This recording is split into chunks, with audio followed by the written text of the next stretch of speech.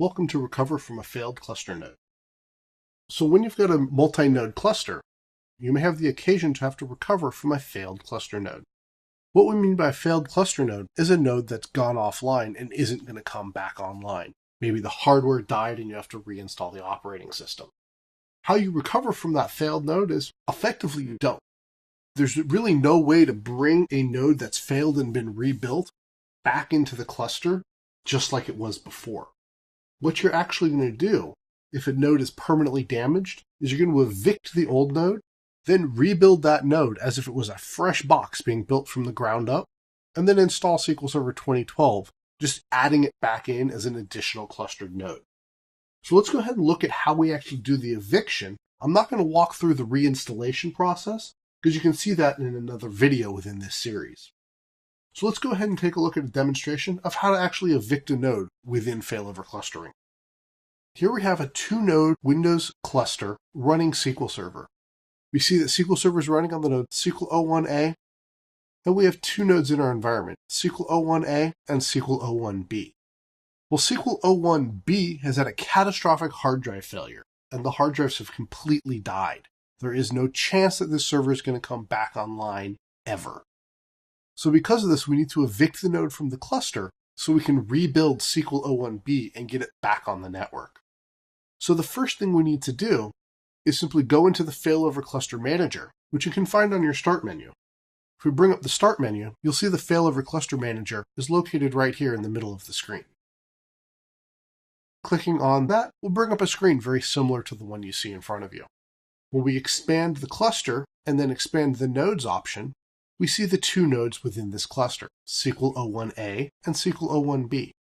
To evict a node from the cluster, we simply right-click on the node, click on More Actions, and click on Evict.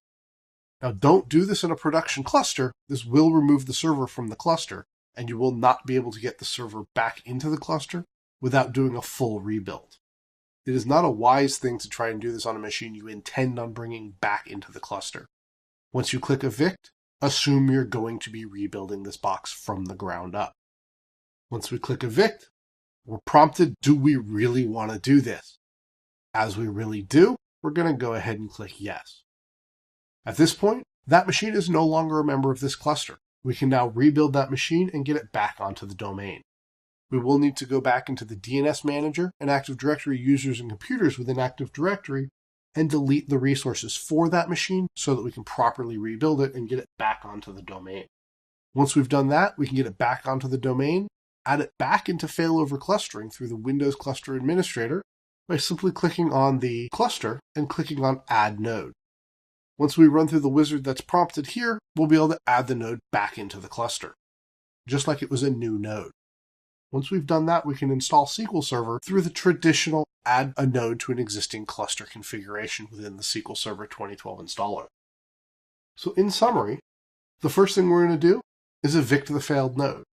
Because we're evicting it, it's now completely out of the cluster, as if it was never in the cluster, at least as far as the cluster is concerned. Once we've evicted it, we need to rebuild the node from scratch. That means reinstalling Windows from the ground up, because we don't want any remnants floating around that may cause problems on our existing installation. We then add the node back into the cluster as if it was a brand new node. We can then install SQL Server 2012 on the failed node, installing as many instances as we need to get it up and running and back as a functional member of the cluster.